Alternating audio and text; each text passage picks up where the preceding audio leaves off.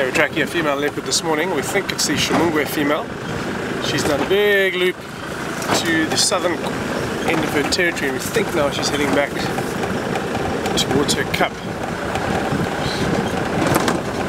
That's about it. So we're going to follow the tracks and see where they go.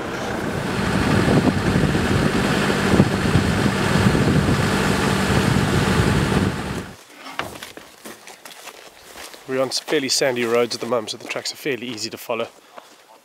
But we just want to double check at each junction just to make sure the leopard's gone one way and not the other.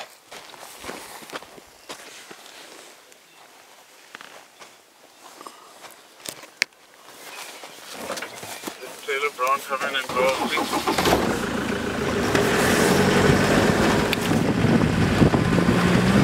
The problem with this time of year is the tracks look fresh for quite a while. There's not a lot of wind, air is very still, and there's very little disturbance to degrade the tracks. So while you might think you're on fresh tracks, the leopard actually walked past there at the start of last night instead of right now. So you start looking for other things like how much dew has fallen on the track, what other animals like little genets and nocturnal animals have walked past, because aging the tracks is one of the most important factors used in finding an animal. What you got? I thought it was a leopard track, but it isn't. So now it's got a little bit trickier. There was a big herd of elephants in the area. You can see a few of the tracks here that's scuffed up the dirt. And that means A, we couldn't carry on foot, B, they've covered the tracks of this leopard, which we think is the Ximungwe female. So we've had to loop around up ahead. We've got to a pretty hard section of road and no more leopard tracks. So she's cut off the road somewhere. Maybe she was close and she cut off to avoid the elephants. We're in an area where we know she kept her last cub on and off. So, keeping a good lookout, checking the trees for kills. Actually, our fingers crossed. In fact, that big tree over there, she had a kill there last year. But she doesn't today. So we're back on tracks now. They're coming through a pretty nice softy sand, soft sand. Softy sand. We're back on tracks now. We found some. No, don't go again. I'm definitely putting that in.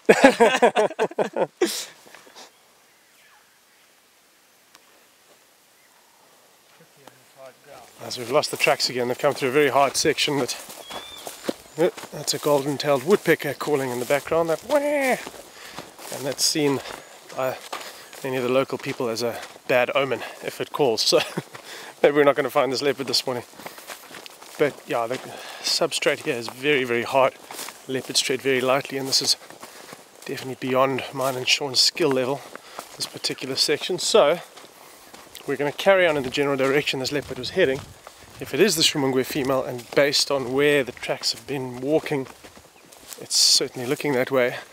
We do have a fair idea of the extent of her territory and where she likes to scent mark the paths she walks regularly, because leopards tend to be creatures of habit, especially the territorial ones. So we're going to now leap ahead and use a bit of predictive tracking. Okay, the predictive tracking thing worked. More tracks here. The encouraging sign here is that the tracks of an elephant that the leopard has walked on top of, and the elephants were the ones we think these elephants are the ones we saw further back there that we had to go around. So she has come past after the elephants, and we saw the elephants. That means these tracks are getting much fresher. The terrain plays quite a big part in the tracking effort. It's fairly thick. In this area you can see how dense the bushes are behind me. Sean. And what that means is it's much easier for a leopard to walk on the road than it is in the bushes. So, see here, road much easier, bushes not so easy. It's far more likely she's just going to stick on the road. It makes tracks a lot easier to see.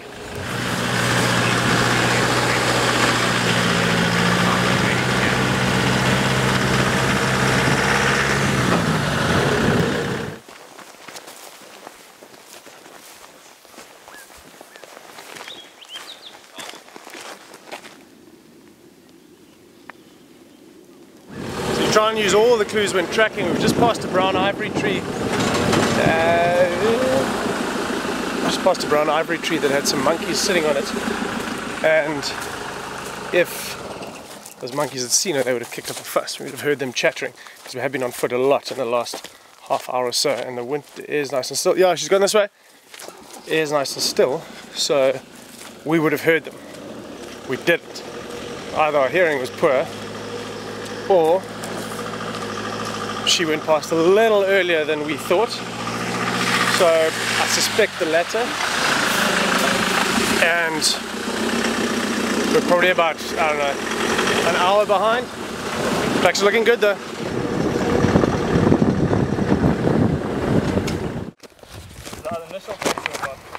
Yeah, this is great. We bumped into some reinforcements. Some of the trackers out for the day. This is it's fresh than the other one. We've got numbers on our side now.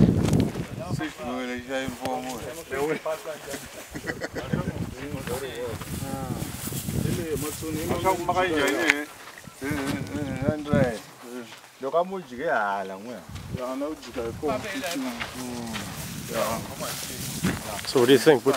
Yeah, she came behind us and she cut down here. Around 3 dams, that's where she's gonna be. With the squirrels? Yeah, the squirrels were alarming. So it's a good sign. She's heading in that area. You think she's close? Yeah, very close. Just gonna go over to consult with Jerry Hambana as the head tracker and Bennett Matonsi from the senior trackers. Both men have over 30 years experience tracking animals in the bush here, so if anyone can find this leopard, they can. We've got fresh tracks on this road. Coming back, I'll show you on a map exactly where we are, but some of the guys are reckoning now what's happened is the leopard's actually seen us on foot, and she's got a bit of a fright, and she's kind of turned back on herself and then got back into the thicket. So we're just trying to establish with the vehicle now.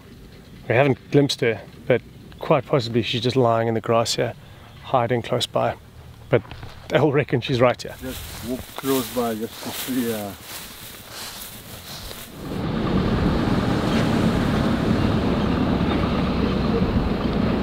It's 3.5 hours later and we were within spitting distance. But if she doesn't want to be seen, she's not going to be, and we think she saw us, we just didn't see her.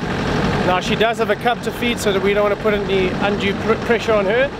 So we're going to leave her be, and at least we know where to start looking this afternoon.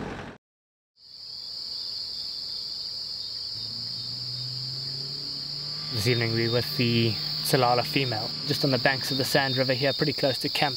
We're not too sure where her daughter is. It's amazing to see that she's well and healthy.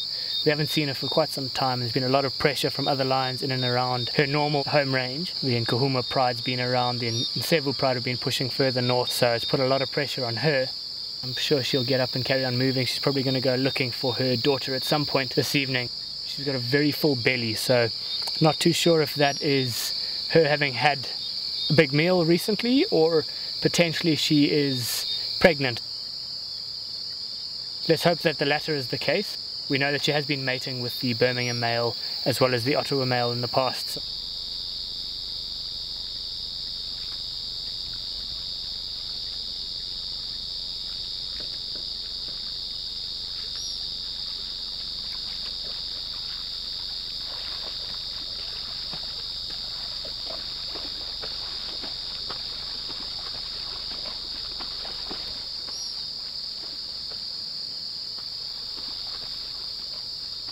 We don't have a spotlight with us, so we got the gist of her going through, and then Andrea's come around.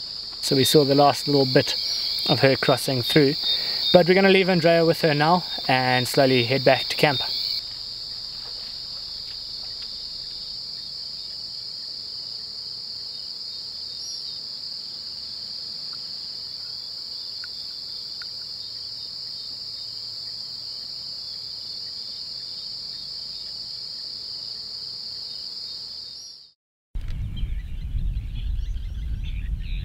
So setting off just out of camp, we came past the airstrip and found a mother cheetah and her 2 sub-adult cubs. They're the cheetah that we followed quite closely during lockdown.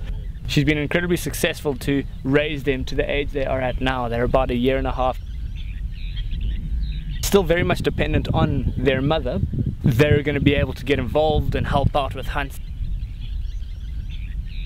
probably being a bit more successful in bringing down impala, maybe young wildebeest, young zebra.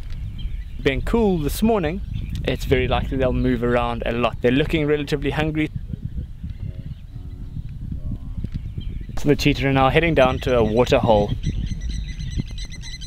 Coming down to these larger water holes, you'll see they're pretty tentative. They're very cautious because there's very likely crocodiles in these waters.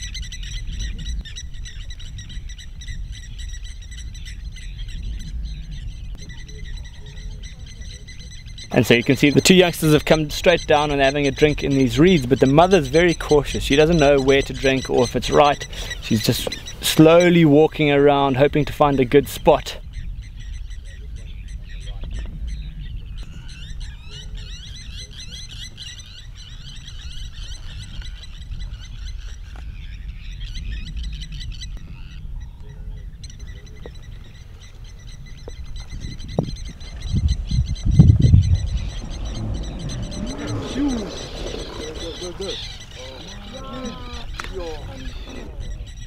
Okay, wow. Rightfully so, the mother was very cautious about coming down to drink, and as she was having a drink, she got the fright of her life as this crocodile leapt out of the water at her. She then chose the quickest, shortest route away from that crocodile, was to pretty much jump about 6 feet in the air over the crocodile's head into the water, tearing off as quickly as she can, pretty much like a skipping stone on the top of the water. But they've gone running off that way, probably to go and just catch their breath and realize what on earth just happened. So after their little interlude with the crocodile, they've come back up to the airstrip now.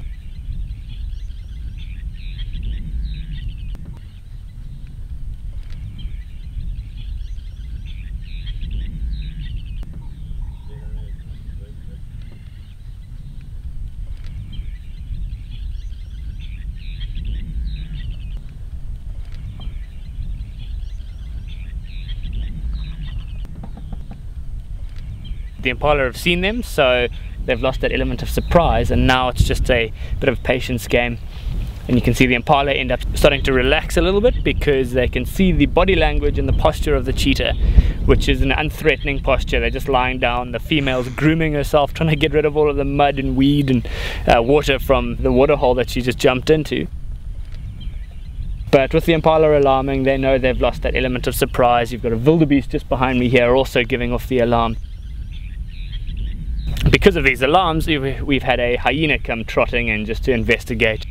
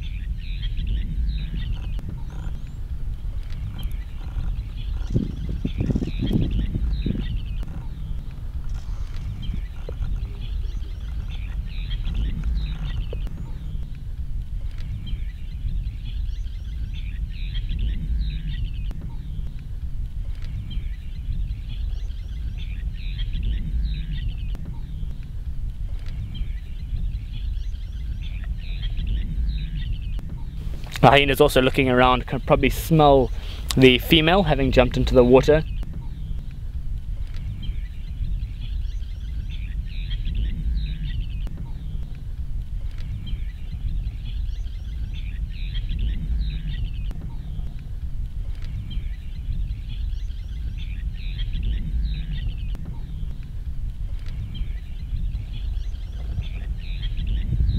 And now it's gone trotting off behind us down the airstrip, so it can probably hear something else way down there that's got more interest in that than being here.